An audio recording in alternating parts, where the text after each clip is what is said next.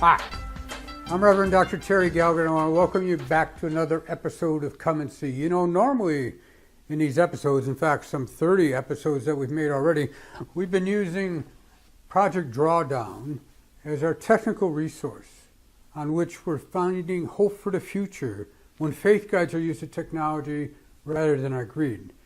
But for the next 3 episodes, kind of like a mini-series, if you will, we're going to put Project Drawdown aside for a few episodes and instead concentrate on where we're at and where do we need to go based on a more theological basis. And so we're going to be using Walter Brueggemann's book.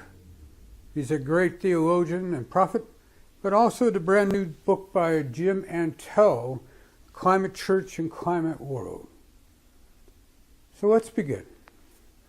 Walter Brueggemann says there are 3 urgent tasks that are necessary for this time by the church, and I would say, as a practical theologian, very necessary for those of us, both those of us grounded in Christian faith or otherwise, but also those of us whose ethics are grounded in compassion, irregardless of our faith, that we have 3 urgent tasks. What are those?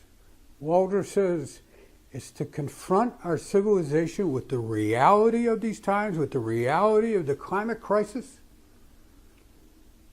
The second urgent task is to guide them through the grief process that comes as they begin to realize just how much their lives have to change, and they grieve over losing the easy fossil fuel way of life. And the third one, the third most urgent task, is to then bring them hope that the future that will arise out of this is a future that our kids and our grandkids, they can rejoice in living rather than cursing us. So let's begin with the urgent task number 1, and the following episodes will tackle 2 and 3. But for today, in this short episode, let's look at the reality of where we are right now.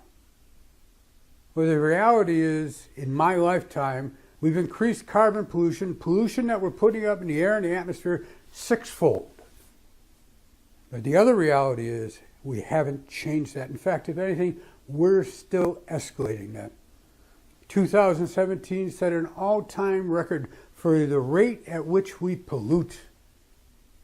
That's stunning when you consider the advances that we've made in science, understanding, and new technology. We're still putting out pollution at an ever faster rate. And what happens when you do that? Well, what happens is what we're seeing across the globe already.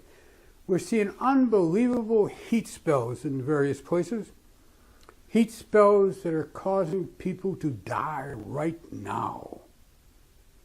But in addition to that, all that trapped heat, all that extra heat we're trapping by the pollution we put in the atmosphere, it's heating up the oceans.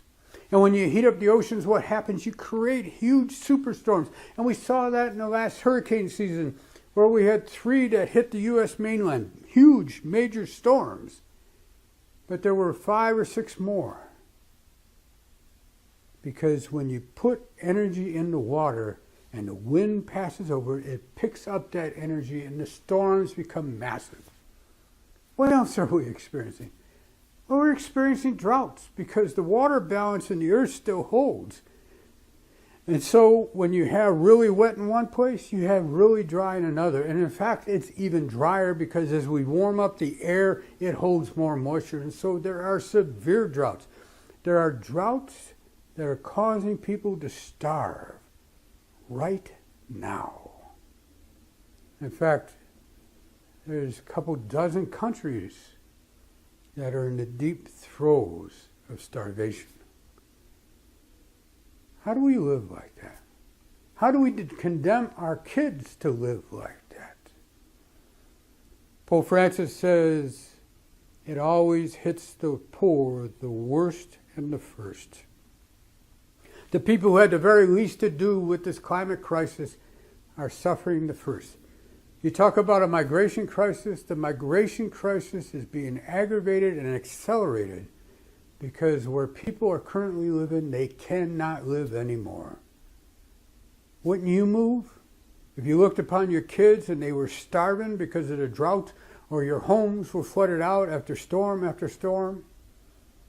In fact, very soon we're going to see a migration from our own coast, because as the flood waters rise, not only from heating up the ocean, but from melting the Arctic and the Antarctic, we're going to lose our coastline. This past winter, we set a couple of stunning records for how warm the Arctic was and how little ice there was covering. And when you do that, when you expose more of the Arctic waters, they absorb more sunlight, heats up the oceans even more, which melts even more ice, which causes the water to rise up even more. Besides that, it messes with the jet streams, and that's why we get strange, weird weather. Right now, we got a cold snap in Illinois in spring. But in other places, they're being stunned by the amount of heat.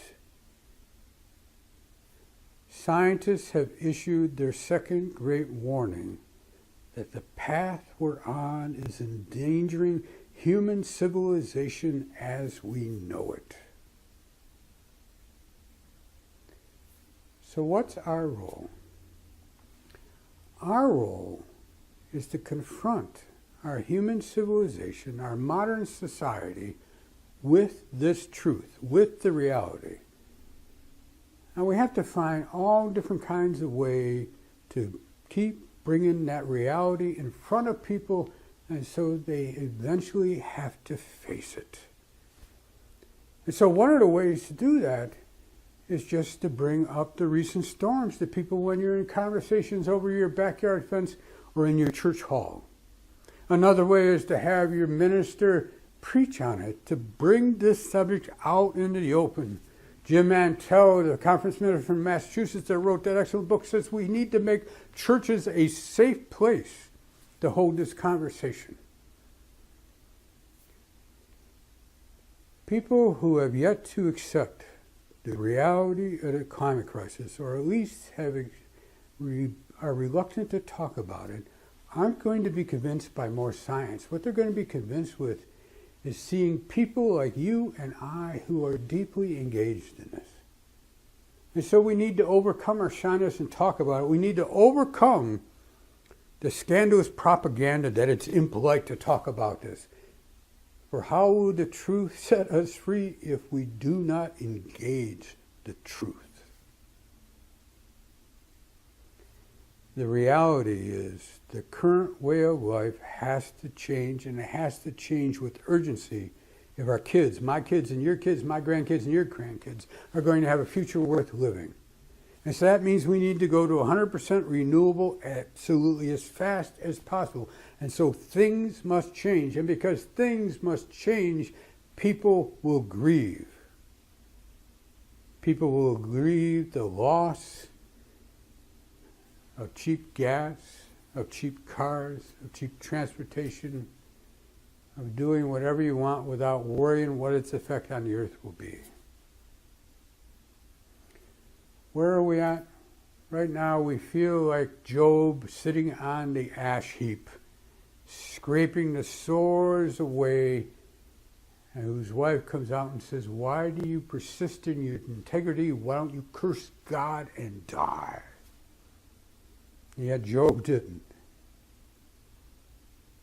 We have to move from that to being all the way in the Acts 2:43, 2:44 communities, where we share all things in common and each take as you have need.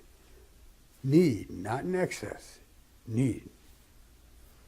Can we do this? Next time we meet, we'll explore the grief process and how important that is. But in the meantime, share one of the videos, share a conversation, start engaging people with the reality that the climate crisis is here, it's now, it's happening fast, and we have to respond. And that means we have to be willing to engage the truth. Can we do this? With God's help, we can do this. See you next time, where we'll explore the grief and guiding people through the grief stages so that we can come to hope. Take care. And faith is not in knowing, it's a willingness to learn.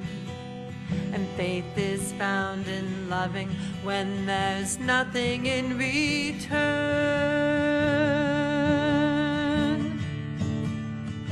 So come and see,